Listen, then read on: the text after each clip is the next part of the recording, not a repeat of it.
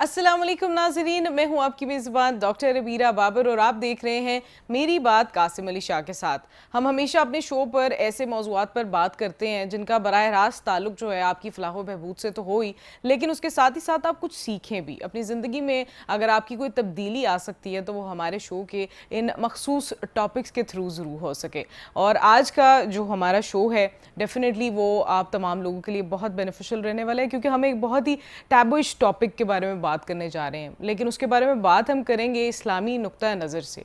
हम बात करेंगे दूसरी शादी के हवाले से कि किस तरह से पाकिस्तान में इसको लिया जाता है, इसकी वजह से समाजी, नफ्सियाती और बाकी कौन से इश्यूज़ जो हैं हमने रेज़ कर लिए हैं और इस्लाम इस बारे में क्या कहता है, चाहे वो मर्दों के लिए है या ख़वातीन के लिए। ये सारे ही कॉन्वर्सेशन को आज हम इस शो में तो डिस्कस करने वाले हैं और इनके लिए जो हमारे साथ गेस्ट मौजूद हैं वो माशाल्लाह हमारी कुछ खुशकिस्मती है कि वो हमारे साथ आज मौजूद हैं और ये शाह साहब की मेहरबानी है कि उन्होंने आज इनको मदऊ किया है यहाँ पर। तो सबसे पहले शाह साहब को वेलकम करते हैं। अस्सलाम वालेकुम शाह साहब, कैसे हैं आप? बहुत शुक्रिया जी।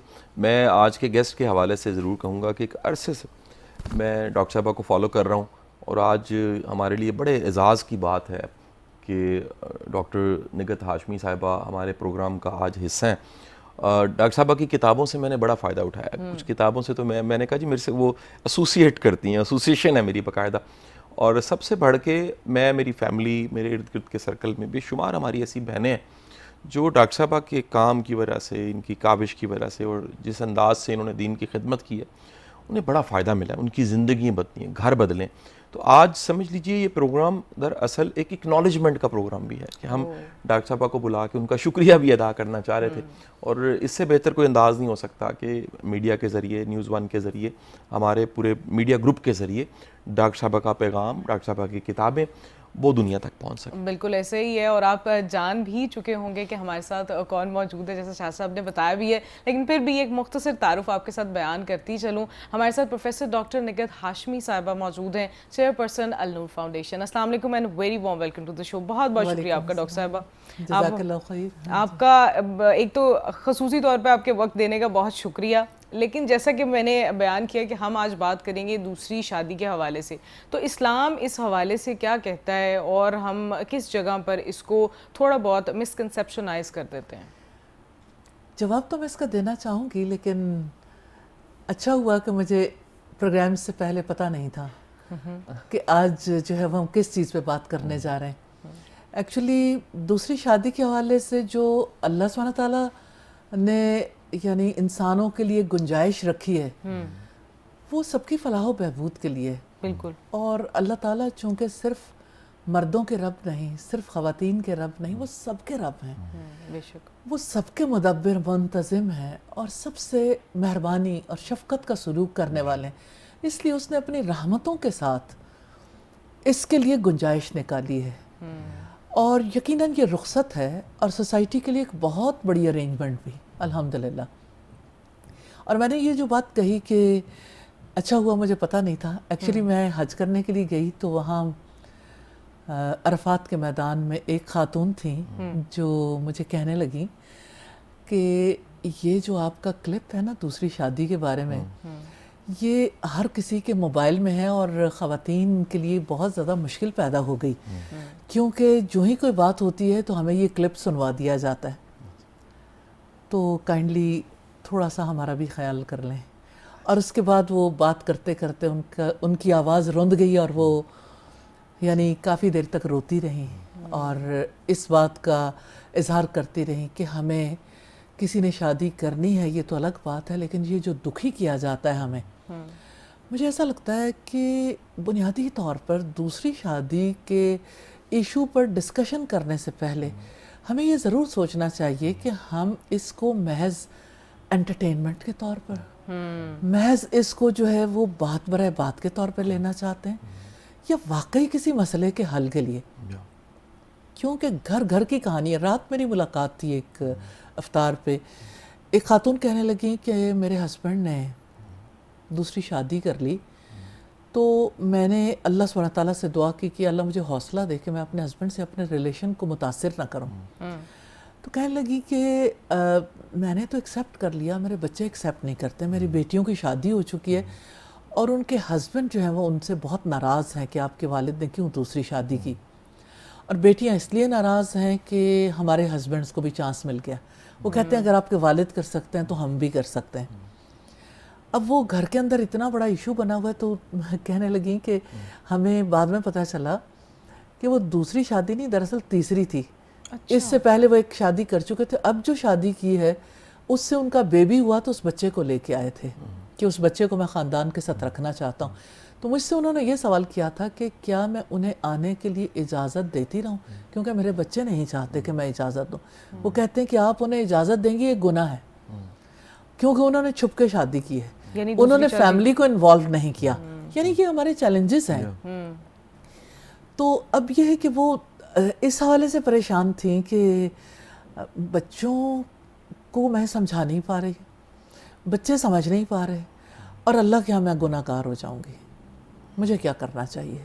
تو میں نے کہا کہ آپ نے اب تک کیا کیا ہے. تو انہوں نے کہا کہ میں نے ان کی وائف کے ساتھ عمرہ بھی کیا ہے اور میں نے بچے کو بھی ایکسیپٹ کیا ہے, لیکن میرے بچے ایکسیپٹ کرنے کے لیے تیار نہیں. سوسائٹی کی طرف سے ایکسیپٹنس نہیں, اپنے فیملی کی طرف سے بیٹیوں کی طرف سے نہیں. اب جب یہ ساری صورتحال ہے تو ظاہر ہے کہ اب آپ ایک عورت کی پوزیشن کو دیکھیے, وہ اپنے ہسبینڈ کی دوسری یا تیسری بیوی کو دیکھے, یا اپنے بچوں کو دیکھے, یا اپنے دامادوں کو دیکھے, یا یہ ہے کہ کس طریقے سے اس کی ساری ایڈجسٹمنٹ ہو. تو میں نے انہیں کہا کہ اللہ سبحانہ تعالیٰ سے مدد مانگیں. یہ دیکھنا چاہیے کہ غلطی پر کون ہے. اگر آپ غلطی پر نہیں ہیں تو ایسی صورت میں آپ کو پریشان نہیں ہونا چاہیے, اور آپ کو جو ہے وہ اپنی بچیوں کی کاؤنسلنگ کرنی چاہیے. آپ فیل کرتے ہیں کہ بچوں کی کاؤنسلنگ آپ کے بس میں نہیں ہے تو آپ کسی سے ہیلپ بھی لے سکتی ہیں, لیکن اس وقت آپ کی بیٹیاں اور آپ کے داماد ان تک صحیح بات پہنچنی چاہیے. لیکن یہ چیلنجز تو بہرحال ہر ایک کو فیس کرنے پڑتے ہیں. اور کہتی ہیں کہ میں اس بات پہ مطمئن ہوں کہ میرے ہسبینڈ کہتے ہیں کہ جہاں میں نے شادی کی وہ 7 بہنیں ہیں اور یہ 5ویں ہے جس کو میں نے سپورٹ دی ہے. اور ظاہر ہے کہ ان کی بیٹیاں تھیں, بیٹا بھی نہیں تھا, لیکن ایکچولی میں نے تو اس خاتون سے یہ بات کہی تھی کہ اللہ کا شکر ہے کہ آپ کے ہسبینڈ ایک شریف انسان ہے اور وہ شرافت سے کسی کو گھر لانا چاہتے ہیں, آپ کا حق آپ کو دینا چاہتے ہیں, بچوں کا حق بھی دینا چاہتے ہیں, اور آنے والی خاتون کو بھی حق دینا چاہتے ہیں. تو کہنے لگی کہ ہاں میری فرینڈ ہے, اور پھر آگے بہت ساری خواتین تھیں تو پتہ چلا کہ ہسبینڈز اگر چھپی دوستی کر لیں, تعلقات رکھ لیں, کسی کو کوئی آبجیکشن نہیں. یہ بڑا چیلنج گھر لانے پہ آبجیکشن ہے. یہ کتنا بڑا المیہ ہے کہ ہم گرل فرینڈ کلچر کو پروموٹ کر رہے ہیں لیکن بیوی ہمیں نہیں برداشت. جی بے, تو اصل چیلنج یہ ہے.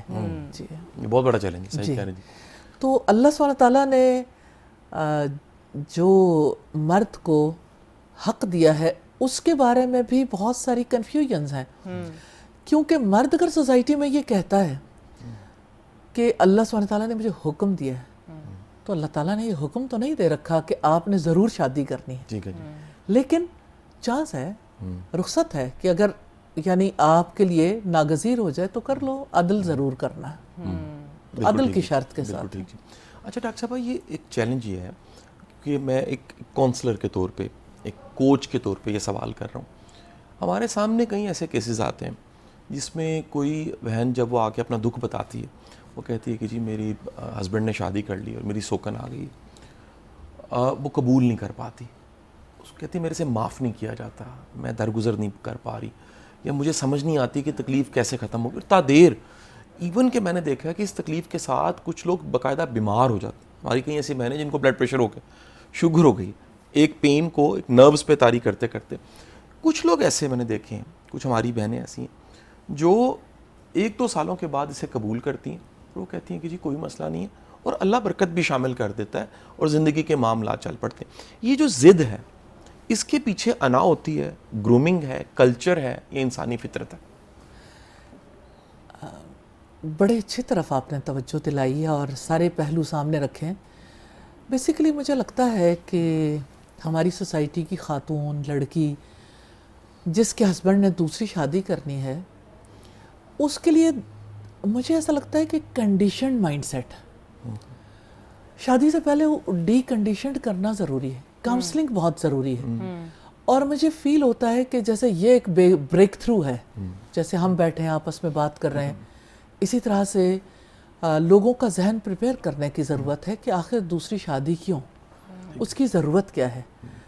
तो अभी जैसे आप बात कर रहे थे कि हमारी कितनी बहनें बेटियां, कितनी बड़ी तादाद है जो इस वक्त या अनमैरिड है, उम्र ज़्यादा हो गई, खुला हो गई, तलाक हो गई, बेवा है, किसी भी सूरत में आखिर सोसाइटी 1 करोड़ के करीब ख़वातीन को बियर कर रही है ना।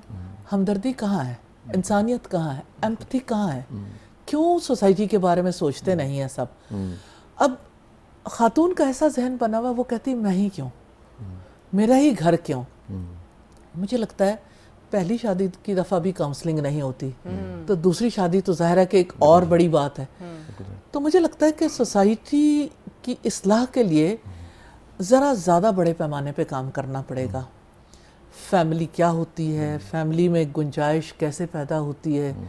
मैं अभी पिछले दिनों में यूके थी, तो वहाँ पर स्कॉटलैंड का एक इलाका है जहाँ पे LGBTQ के हवाले से करिकुलम में चेंजेस आई और छोटे बच्चों को ये बताया गया फैमिली क्या होती है। और उस फैमिली में किसी में 1 माँ और बाप होता है, किसी फैमिली में 2 बाप जिनमें से 1 माँ होती है, या 2 माएँ जिनमें से 1 बाप होती। अस्तगफिरुल्लाह, वो जो भी सिलसिला है। लेकिन मैं ये कहती हूँ कि चेंज थ्रू करिकुलम है ना। अच्छा, वहाँ तो हमारे सिलेबस तालीम में तब्दीली जी, होगी। सिलेबस बिल्कुल में। ठीक। तो करिकुलम के थ्रू चेंज आनी चाहिए। हमारे यहाँ फैमिली लाइफ को एजुकेट ही नहीं किया जाता जिस तरह से एजुकेट करना चाहिए।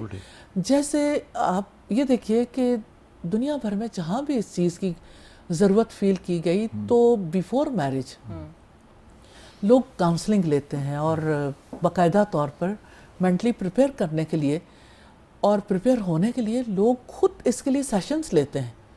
लेकिन मैं ये कहती हूँ सेशंस की बात जो है ना, वो तो बिल्कुल आखिरी हद है ना, कि अगर और कुछ नहीं कर सके तो आखिर में जाके सेशंस ले।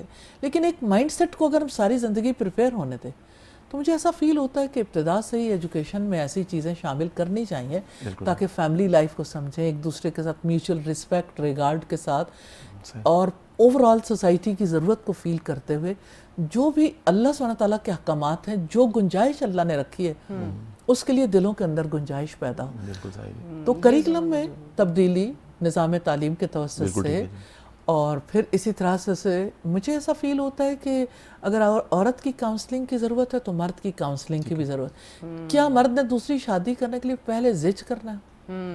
एक औरत को जब जिज किया जाएगा तो नेचुरली उसके अंदर से भी बगावत उभरेगी। अच्छा, ये अभी एक वीडियो भी बहुत वायरल हुई हुई है एक एक्टर की, और उन्होंने बड़े कह लें कि एक बहुत ही सबमिसिव वे में उन्होंने इस बात को अपनी बेगम को एक शो में बोला है, और रमज़ान ट्रांसमिशन पे ये बात हो रही थी कि मुझे हक है लेकिन फ़िलहाल मैं नहीं करूँगा, जिसकी वजह से जो अल्लाह ने मुझे हक दिया, अल्लाह ने मुझे हक दिया, हाँ, लेकिन अभी मैं करूंगा, लेकिन मेरे पास ये हक है। हाँ, लेकिन फिलहाल मैं आपके साथ हूँ। अच्छा, वो क्योंकि अंदाज आ रहा था। अब कल उनकी माफी की वीडियो आ गई। Exactly. मुझे बड़ी हैरत हुई कि ये कोई ऐसी बात नहीं थी जिसको सोशल मीडिया और हमारे कह लीजिए यूट्यूबर्स हेट बहुत गया, इतना इसको नफरत की गई। यानी आप इस नफरत का, वो होता है ना एक इवेंट होता है जिससे आप देख के थोड़े से चावल चख के पूरी देख का अंदाजा लगाते हैं। तो हम बड़े हैरान हुए सारे के सारे, एक पढ़े लिखे लोग, दीनदार लोग, कि ऐसा क्या हो गया कि आखिरकार उनको माफ़ी मांगनी पड़ी, और कोई ऐसी बात भी नहीं थी जिसमें वो माफ़ी मांग रहे हैं और उनकी हंसी खुशी ज़िंदगी गुजर रही है। लोगों ने कहा नहीं जी, आपने अपनी वाइफ को टॉर्चर दिया है और उनको बड़ा एक आपने थोड़ा सा अलर्ट किया है और थोड़ा सा आपने उनको डराया है। जैसे मैं डॉक्टर साहब यहाँ पूछना चाहूँगा, एक तो ये पूरी सोसाइटी में ऐसे लगता है कि जैसे कुछ जुर्म है, और बिल्कुल ऐसा नहीं है, एक इंतहाई फितरत के करीब। देखिए दुनिया में, अच्छा हमारी जो पंजाब की पट्टी, इसमें ज़्यादा चैलेंज है। KPK में फिर थोड़ी सी रिलैक्सेशन, बलूचिस्तान में फिर ये रिलैक्सेशन मिल जाती है। इंटीरियर वहाँ रिलैक्सेशन शायद नहीं है, प्रेशर के तहत कि लोगों को पता है कि ऐसा हो जाना है। वहाँ पे शायद खवातीन बोल नहीं पाती। हाँ, शायद उन्हें एक्सेप्ट भी कर चुकी हैं किसी हद तक ना जी। और पूरा जो कह लीजिए हमारा गल्फ की पट्टी है, उसमें बड़ा कॉमन है। जी बिल्कुल, मल्टी मैरिजेस कॉमन है जी। मेरा यहाँ सवाल ये बनता है डॉक्टर साहब कि हमारे इस कल्चर में, जो इंडियन कल्चर से हम लोग आए हैं, हिंदू से मुसलमान हूँ, कल्चर जो होता है वो भी साथ चलते चलते लोग कल्चर को दीन ही समझ बैठते हैं। समटाइम वो दीन होता नहीं है, ना मज़हब होता है ना दीन, वो दरअसल कल्चर होता है। इंडो पाक की जो वुमन है वो सो कन कहती है। मुझे किसी ने इसकी ट्रांसलेशन बताई कि कन एक कांटा होता है, 100 कन का मतलब है 100 कांटों के बराबर उसे पेन होती है। अच्छा अच्छा। तो 100 कन वो कहती है कि मुझे 100 कांटों के बराबर पेन है जब मेरी ज़िंदगी में कोई सेकंड वुमेन आती है। मुझे ये लगता है डॉक्टर साहब, इसको आप थोड़ा सा इस पे ज़रूर बताइएगा, यहाँ कोई अच्छी मिसालें भी शायद नहीं बन पाई। अगर कोई दो को, अपनी बेगमात को, दो अज़वाज को साथ लेके चलने वाला कोई बेहतर मिसाल अगर बनता है तो कॉन्फिडेंस सोसाइटी का आगे बढ़ता है कि जी ऐसे घर भी चल सकते हैं और इतनी ज़्यादा एक दूसरी फैमिली को सपोर्ट हो सकती है। आप क्या कहेंगे इस पर? बिल्कुल, इसका शाह साहब माजरत के साथ जवाब हम एक ब्रेक के बाद लेंगे क्योंकि अभी टाइम हो गया है ब्रेक का। मिलते हैं आपसे इस ब्रेक के बाद। मेरी बात कासिम अली शाह, देखते रहिए। Welcome back from the break और आप देख रहे हैं मेरी बात कासिम अली शाह के साथ। हम बात कर रहे हैं आज दूसरी शादी के हवाले से, और ब्रेक पे जाने से पहले शाह साहब ने एक सवाल किया था जिसका जवाब जो है मैं चाहूँगी डॉक्टर साहब आप उस सवाल का जवाब प्लीज़ शेयर कीजिए। इसमें कोई शक नहीं है कि अच्छी एग्जाम्पल से लोगों को हौसला मिलता है, लेकिन मैं फिर कहना चाहूँगी कि आप उस कंडीशन माइंड सेट को एड्रेस किए बगैर, उसका इलाज किए बगैर हज़ारों एग्जाम्पल्स ले आएँ, असरअंदाज नहीं होंगे। अच्छा जी। लोग इम्प्रेस नहीं होते, इसलिए पहले वो जहन तब्दील करने की ज़रूरत है। ठीक है। और ये जहनी तब्दीली जो है ये एजुकेशन से आती है, मीडिया से आती है, और सोशल मीडिया में बहुत अच्छा किरदार अदा कर सकते हैं। तो मुझे लगता है कि जो भी इन्फ्लुएंसर्स हैं उनके साथ टॉक रखनी चाहिए, मेरा ख्याल है आपस में वो भी influencers बात को होनी अमली तौर पे भी इस तरफ आना चाहिए। जी हाँ, ये हमारे भी- बड़े मोहतरम भाई हैं आसिफ हमीद भाई, डॉक्टर इसरार साहब के साहबजादे, अच्छा। वो कहते हैं कि जिनको फॉलो किया जाता है वो जब तक इस तरफ नहीं आते तब तक ये तब्दीली बड़ी मुश्किल है, क्योंकि जिनको फॉलो किया जाता है फिर उनके हर अंदाज को फॉलो किया जाता है।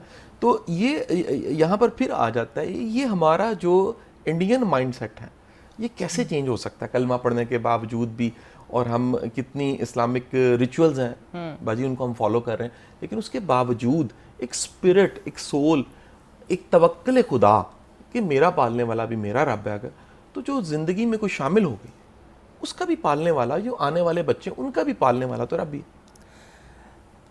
एक्चुअली मुझे ऐसा लगता है कि ये हमारा माइंड सेट है कि हम अपने आप को पैदाइशी तौर पर मुसलमान समझते हैं, और ये है कि अल्लाह सुब्हानहू व तआला के साथ हमारा कनेक्शन है या उसके साथ हमारा एक सच्चा दिली ताल्लुक़ है। ये ख्वाब की बातें हैं, रियलिटी में बहुत कम है ऐसा, क्योंकि लोग अपने दीन को, अपने रब को उस तरह से समझते, उस तरह से पहचानते नहीं हैं। जब आप अपने रब को पहचानते नहीं तो नेचुरली आपके लिए उसकी बात को एक्सेप्ट करना भी बहुत डिफ़िकल्ट हो जाता है। तो हमारे यहाँ दीन की जो हैसियत है ज़िंदगी में, शायद सेकुलर दुनिया में रहते रहते लोग जो हैं वो दीन को अपने यानी कि पर्सनल अफेयर समझ बैठे हैं कि किसी का जी चाहे तो उसको एक्सेप्ट कर ले, नहीं जी चाहता तो ना एक्सेप्ट करे।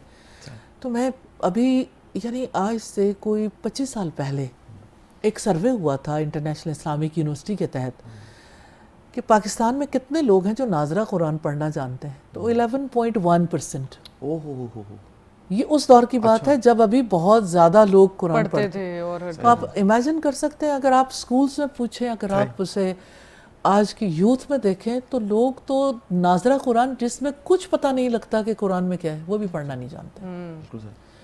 तो जहाँ दीन के साथ ताल्लुक़ की ये नौयत हो, फैमिली एजुकेट नहीं करती, स्कूल पाबंद नहीं है, सोसाइटी इसके लिए ज़िम्मेदारी नहीं लेती, स्टेट रिस्पॉन्सिबिलिटी लेने के लिए तैयार नहीं, तो जो सोसाइटी के पिलर्स हैं, जो सोसाइटी के इंस्टीट्यूशंस हैं, सब इंस्टीट्यूशंस को काम करना पड़ेगा। तो सब एक पॉइंट पे आए तो ये काम हो सकता है।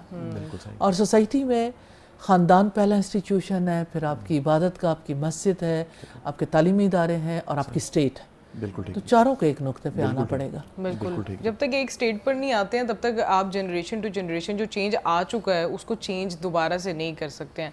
लेकिन डॉक्टर साहबा इस हवाले से मैं ये पूछना चाहूँगी कि इस्लाम में हर चीज़ की इजाज़त या कह लें कि कोई भी परमिशन तभी दी गई होती है जब उसके पीछे कोई शरायत होती है, कोई मसलहत होती है। मर्द को किस सूरत में दूसरी शादी की इजाज़त है और वो क्या शराइत हैं जिन पर वो स्टैंड करके फिर ही दूसरी शादी कर सकता है, इस बारे में आप बताएं। देखिए, दूसरी शादी के लिए कोई शर्त नहीं है अदल की शर्त के सिवा।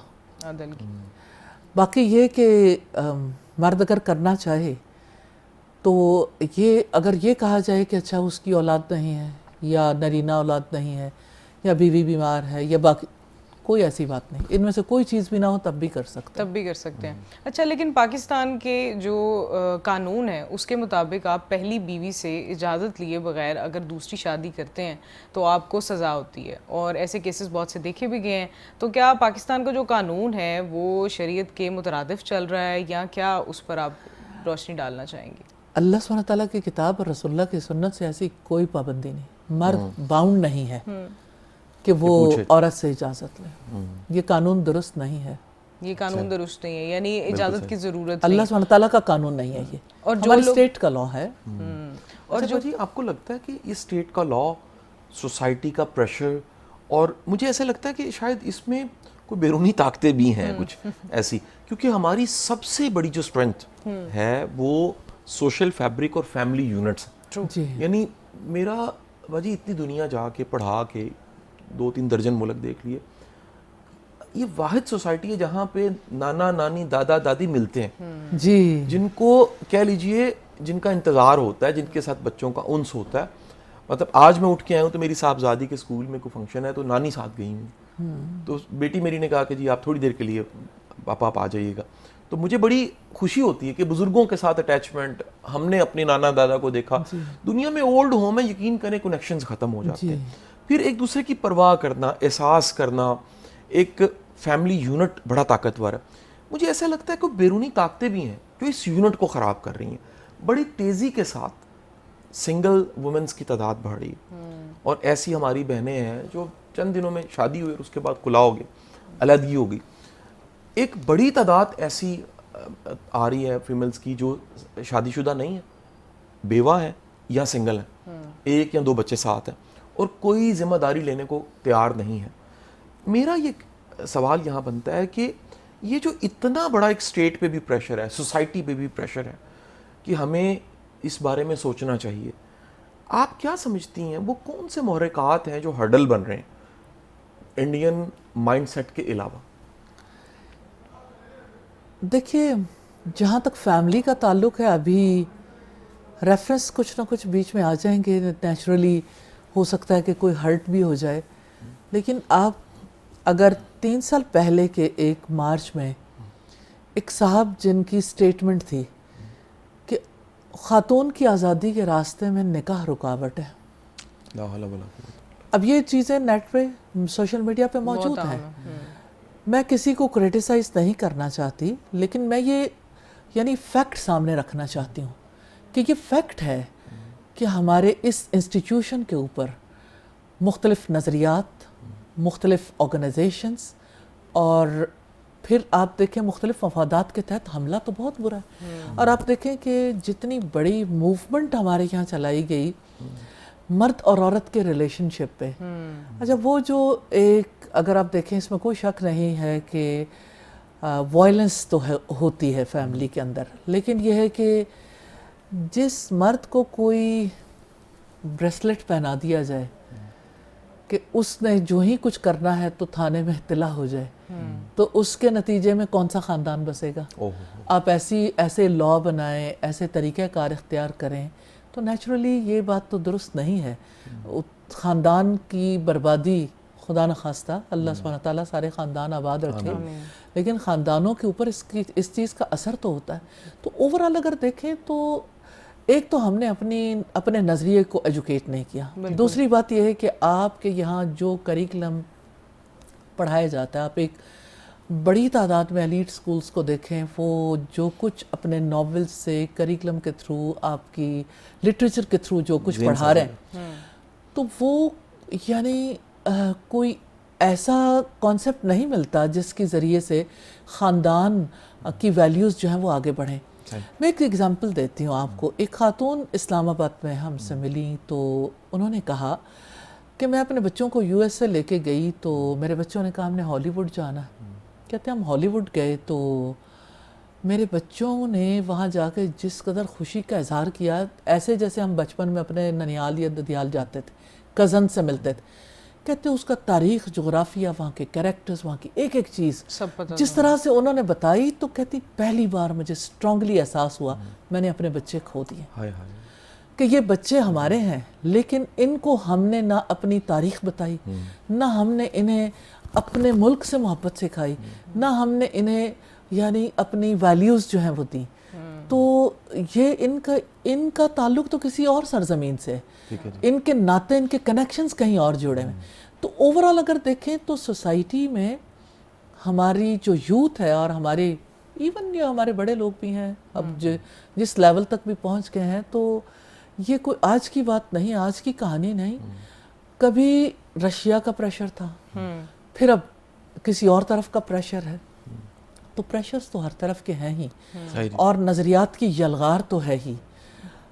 ہم جب پڑھ رہے تھے یونیورسٹی میں تو اس وقت ہمارے ایک پروفیسر تھے ڈاکٹر مشتاق الرحمن صدیقی، تو وہ یعنی اس چیز پہ بہت بات کرتے تھے، تہذیبی تصادم پر. تو جو تہذیبی ٹکراؤ ہے نا، آپ اپنے ڈریس میں دیکھیں، گفتگو میں دیکھیں، آپ اپنی لینگویج دیکھیں، آخر ہماری قومی زبان کے ہوتے ہوئے، ٹھیک ہے آپ کسی بھی زبان کو سیکھ سکتے ہو، لیکن کبھی آپ انگریزی سیکھ لو، کبھی چائنیز سیکھنے لگ جاؤ گے، پھر کبھی کوئی اور کنٹری ہوگا تو وہ سیکھنے لگ جاؤ گے. ابھی پچھلے دنوں میں ہم ملائیشیا گئے ہوئے تھے، تو ہم نے دیکھا کہ انہیں ضرورت نہیں ہے اس بات کی کہ وہ ضرور انگلش سیکھیں. انگلش انہیں آتی ہے لیکن ان کے سکولز کی جو بیسک لینگویج ہے وہ ملے ہے، اور یہ ہے کہ وہ اس کے ساتھ بہت یعنی اچھا فیل کرتے ہیں. اور میں نے دیکھا ہے ان کے یہاں جو چینج ہے، ڈریس اپ ہونے کے انداز ڈیفرنٹ بھی ہیں لوگوں کے، لیکن نماز کے وقت اذان ہوتی ہے، ہر بچہ، ہر بچی، ہر مرد، بوڑھا، جوان، جس حالت میں اس نے نماز کے لیے ضرور پہنچنا ہے. اب ہم اپنی سوسائٹی میں دیکھتے ہیں تو مائنڈ سیٹ ہی ڈیفرنٹ ہے. تو مجھے ایسا فیل ہوتا ہے کہ گو کہ وہاں پر بھی انفلوئنس رہا، انٹرنیشنل انفلوئنس رہا، لیکن ہمارے یہاں جس طرح سے بھرپور طریقے سے ہم کنٹرول نہیں رکھ پائے، جی پورے طریقے سے وہ اثر انداز ہو گیا، تو جس کی وجہ سے یعنی صورتحال بہت فرق ہو گئی ہے. بالکل ایسے ہی ہے. ہم اس کانورسیشن کو یہیں سے دوبارہ سے جاری کریں گے، لیکن ابھی ایک چھوٹی سی بریک کا ٹائم ہوا ہے. ملتے ہیں آپ سے اس بریک کے بعد میری بات قاسم علی شاہ کے ساتھ. Welcome back from the break. آپ دیکھ رہے ہیں میری بات قاسم علی شاہ کے ساتھ. اور دوسری شادی کے حوالے سے ہم نے بہت سے پہلو تو اس شو میں سنے ہیں، لیکن ایک ایسا پہلو ہے ڈاکٹر صاحبہ جو کہ میں خواتین کی نظر سے اگر چاہوں آپ کے سامنے پیش کروں کہ اس کا کیا جواب ہو سکتا ہے کہ بہت سی جو خواتین ہیں وہ ویل اکامپلشڈ ہیں، کامیاب ہیں، ان کے پاس گھر، گاڑی، پیسہ سب آ جاتا ہے، لیکن سوسائٹی کے پریشر کی وجہ سے اس طرح سے ہوتا ہے، نہ تو ان کی فیملیز کسی ایسے لڑکے کو ایکسیپٹ کر رہی ہوتی ہیں جو کہ ابھی اس سے اسٹیٹس میں کچھ کم درجے پر ہے، نہ ہی وہ ایسے لڑکے کو ایکسیپٹ کر رہے ہوتے ہیں جو دوسری شادی کی ان کو کہہ لیں کہ درخواست کر رہے ہوتے ہیں. لیکن اس پرابلم کی وجہ سے نہ تو وہ ویل اکامپلش لڑکی کسی کی دوسری بیوی بن پا رہی ہوتی ہے صرف اس پریشر کی وجہ سے، چاہے وہ ایکسیپٹ بھی کر لے. تو اس کو ہم کس طرح سے چینج کر سکتے ہیں؟ کیا کسی لڑکی کا بیوہ ہونا یا پھر لاچار ہونا، بے بس ہونا ضروری ہے کہ وہ کسی کی دوسری بیوی بنے، یا پھر کوئی ویل اکامپلش خاتون بھی کسی کی دوسری بیوی بن سکتی ہے؟ دوسری بیوی بننے میں کوئی پرابلم نہیں ہے، صرف یہ ایک سوسائٹل پریشر ہے جس کی وجہ سے آپ یہ دیکھ لیں کہ فیملی کا پریشر، ابھی آپ نے کہا کہ جیسے یعنی مس میچ ہونے کی وجہ سے اپنی ایج کے یا ان میرڈ بوائے کے ساتھ جو ہے وہ والدین نہیں چاہتے، لیکن جہاں پہ میچ ہو رہا ہے اگر وہ پہلے سے شادی شدہ ہے تو والدین اس کی اجازت نہیں دیتے. تو ایشوز تو ہیں، ہمارے چیلنجز تو ہیں. حل اس کا یہی ہے کہ اس کو موضوع بھی بنایا جائے، اس کو ایڈریس بھی کیا جائے، کیونکہ ہماری بہت بڑی تعداد ہے خواتین کی، بچیوں کی، جن کا یہ بہت بڑا ایشو ہے. تو مجھے ایسا فیل ہوتا ہے کہ سوسائٹی کو جو ہے وہ اس طرف توجہ کرنی چاہیے، اور آپس کی گفتگو کے ذریعے سے بھی مجھے لگتا ہے میڈیا، سوشل میڈیا بہت اہم رول پلے کر سکتا ہے. اور یہ ہے کہ یعنی ایون فیملیز کے ساتھ بھی ایسے سیشنز ہونے چاہیے. مجھے لگتا ہے پیرنٹس کے بھی سیشنز کرنے چاہیے جو اپنی بیٹیوں کی ایج بڑھتے بڑھتے دیکھتے ہیں اور کسی یعنی وہ اس چیز سے ہی نکل جاتی ہیں کہ پھر شادی کر سکیں. تو یہ تو سوسائٹی کے ہر طبقے کو ایجوکیٹ کرنے کی ضرورت ہے. یعنی یہ اسلامی طور پہ کوئی شرط نہیں ہے, اگر آپ نے کسی کی دوسری بیوی بننا ہے تو آپ کو اس کے لیے بیوہ یا پھر بے بس لاچار ہونا ضروری ہے. یہ تو یہ ہماری یہاں کے کلچر کی بات ہے. نہیں تو خود اپنی مرضی سے خاتون کر سکتی ہے. یہ آپ نے درمیان میں ایک نئی بات کی ہے. یعنی ماں باپ کی اجازت کے ساتھ, ظاہر ہے ماں باپ کی اجازت کے ساتھ اپنی ول سے کسی کی دوسری بیوی بننا جائز ہے. دیکھیں اسلام عورت کو اجازت دیتا ہے اور نکاح کی شرط ہے ایجاب و قبول. اگر لڑکی ایگری ہے تو پیرنٹس کو بلا جواز تاخیر نہیں کرنی چاہیے, کیونکہ گناہ گار ہوتے ہیں انہیں کر دینی چاہیے. بالکل ٹھیک جی. اچھا میڈم, ایک بڑا اہم سوال کا ہمارا بات چیت کا یہ حصہ بنتا ہے کہ وہ لوگ جنہوں نے خیر کی نیت سے اخلاص کے ساتھ یہ قدم اٹھایا, یقینی بات ہے سوسائٹیل پریشر ہے, چیلنج آئے, اس کے بعد آہستہ آہستہ چیزیں کمفرٹیبل ہو جاتی ہیں. آپ نے ان کی زندگیوں میں کوئی برکت, کوئی خیر ایسی دیکھی ہے؟ کیونکہ نہ چاہتے سننے والا, دیکھنے والا, کئی لوگ جاننا چاہتے ہیں کہ وہ لوگ جو سیٹلڈ ہو گئے, جنہوں نے 2 شادیاں کی, ان کی زندگی میں ایسی کیا خیر آئی؟ اچھا, عام طور پر اگر دیکھیں تو لوگوں کو بیسیکلی بیک آف مائنڈ پہ یہی ہوتا ہے کہ اگر ایک مرد شادی کر لے گا تو اس کے جو ریسورسز ہیں 2 حصوں میں ڈیوائڈ ہو جائیں گے یا 3 میں. تو اس کی وجہ سے بھی لوگ بہت پریشان ہوتے ہیں کہ ہمارے ریسورسز تو یہی لمیٹڈ. لیکن اللہ سبحانہ تعالیٰ برکت دیتا ہے. اللہ سبحانہ تعالیٰ کے ذمے ہے ہر ایک کا رزق. تو افراد کے زیادہ ہونے سے روزی کا کم ہونا یہ کوئی ڈائریکٹلی اس کا کوئی تعلق نہیں ہے, کیونکہ اللہ تعالیٰ نے تو رزق جس کے لیے جو لکھا ہو سکتا ہے آنے والی کی وجہ سے سب کے ہی حالات اور زیادہ بہتر ہو جائیں.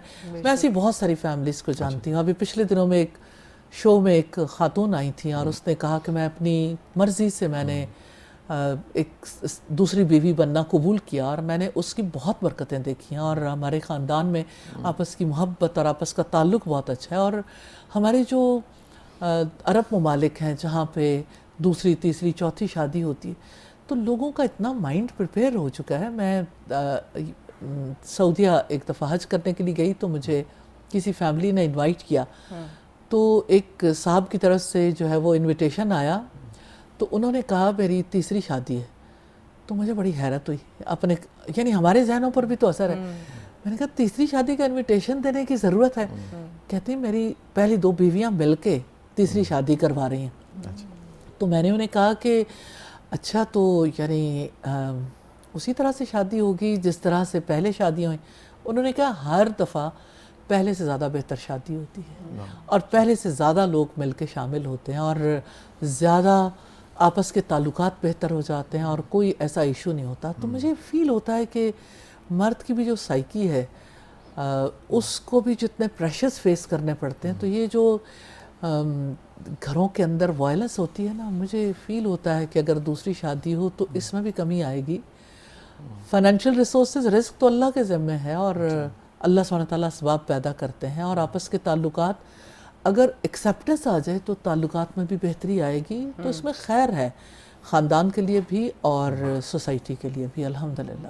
بالکل ایسے ہی ہے Shah Sahab. But as we are reaching to end of the show as well, آج کی بک ریکمنڈیشن میں آپ کیا بتانا چاہیں گے؟ اچھا دیکھیں, آج کی جو میں کہتا ہوں کتابیں ہیں, کتاب نہیں آپ جانتے کیونکہ ڈاکٹر صاحبہ کے ساتھ ہم نے ایک مزید بھی پروگرام کرنا ہے, تو اس پروگرام میں یہ کتاب جو ہے سبیل النجات کا رستہ, یہ کتاب میں نے ڈاکٹر صاحبہ پڑھی آج سے کوئی 6-7 سال پہلے, اور اس زمانے میں 7 نیوز میں پروگرام کرتا تھا.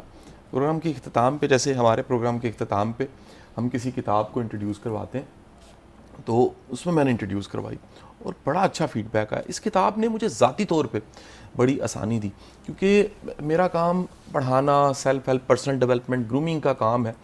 قرآنک جو فلاسفیز اور نظریات ہیں جتنے آسان سہل انداز سے اور بڑے ہی بہترین انداز سے ڈاکٹر صاحبہ نے اس کے نوٹس بنائے ہوئے ہیں. یعنی آج کمال یہ کہ ڈاکٹر صاحبہ کا ہی کام جو ہے ان کی موجودگی میں ہم ٹی وی پہ یہ دکھا رہے ہیں. اچھا میں جب یہ صبح میں رکھ رہا تھا ساتھ اپنے, تو میری ٹیم نے کہا کہ جی ہمیں پتہ لگا نہیں آ چکی ہے, تو میں کہا جی وہ نیا جو اپ گریڈ ورژن ہے میں وہ بھی لے لوں گا, جو نیا ایڈیشن ہے. تو ڈاکٹر صاحبہ کی ٹیم کا بڑا شکریہ کہ وہ جو اب کہہ لیجئے بالکل جو نئے والی ہے وہ بھی میں دکھا دیتا ہوں جی, وہ بھی میرے لیے تحفے کی شکل میں ساتھ میں آ گئی جی. اور یہ جو ہے یہ بالکل اپ گریڈ لیٹسٹ ایڈیشن میرا خیال ہے جی اس وقت. ڈاکٹر صاحب میں چاہوں گا تھوڑا سا اس کتاب کے بارے میں آپ بھی بتائیے کہ یہ خیال آپ کو کیسے آیا اور یہ کن کے لیے بڑی معاون ہے کتاب؟ قرآن مجید کی تفسیر ہے لیکن اہم پوائنٹس کی شکل میں. ایک چیز جو مجھے ہمیشہ پریشان کرتی تھی, کیونکہ میں قرآن مجید کی طالبہ بھی ہوں اور میں پڑھاتی بھی ہوں, کہ لوگ قرآن پڑھتے ہیں اور ان کی زندگی میں وہ چینج نہیں آتی جو چینج آنی چاہیے. بالکل بے شک. اور یہ ہے کہ چینج کو وہ سمجھتے بھی نہیں ہیں. اس کی ریزن یہ ہے کہ اللہ سبحانہ تعالیٰ سے وہ کنیکشن نہیں جڑتا. پھر رسول اللہ کو فالو کرنا ہے تو رسول اللہ کے ساتھ وہ کنیکشن نہیں ہے صلی اللہ علیہ وسلم. پھر یہ کہ اپنی زندگی کے بارے میں یہ نہیں پتا کہ کون سے رویے ہیں جو میرے لیے مناسب ہیں, میرے خالق نے تجویز کیے ہیں, اور کون سے رویے ہیں جو نامناسب ہیں. اور پھر یہ کہ اللہ سبحانہ تعالیٰ نے ہمیں بے مقصد پیدا نہیں کیا, تو کیا قرآن میں اس کو بار بار دہرایا گیا؟ تو میں نے اس کو جب سٹڈی کیا قرآن مجید سے, کیونکہ مجھے ایک مفسر کی بات نے اپیل کیا, اور میں بچپن سے لے کے اب تک جب قرآن پڑھتی ہوں تو ہر دفعہ قرآن پڑھتے ہوئے میں کوئی ایک چیز ضرور اس کی کھوج لگانے کی کوشش کرتی ہوں. گو کہ جنرلی تو سب چیزیں پڑھ رہے ہوتے ہیں, تو یہ بھی اسی جستجو کا نتیجہ ہے.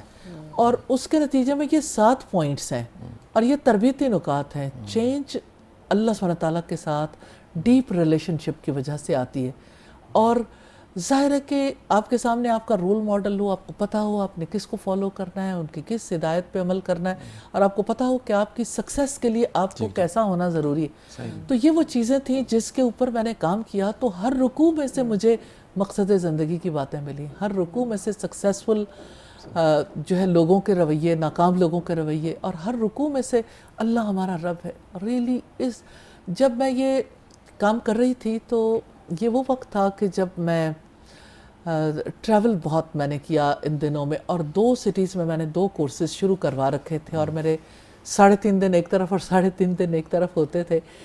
تو میں جب اپنے بچوں کو چھوڑ کے دوسری طرف جاتی تھی تو میں ماں ہوں, تو ماں ہونے کے ناطے میرا دل بہت اور طرح کی کیفیت میں ہوتا تھا. تو میں سورہ مریم سنتی رہتی تھی راستے بھر, اور پھر جس وقت میں بیٹھ کے, جو رات میری پہلی ہوتی تھی بچوں کے بغیر, تو اس رات مجھے نیند نہیں آتی تھی. تو میں ساری رات میرے آنسو بھی بہتے رہتے تھے اور یہ نکات بھی نکالتی رہتی تھی.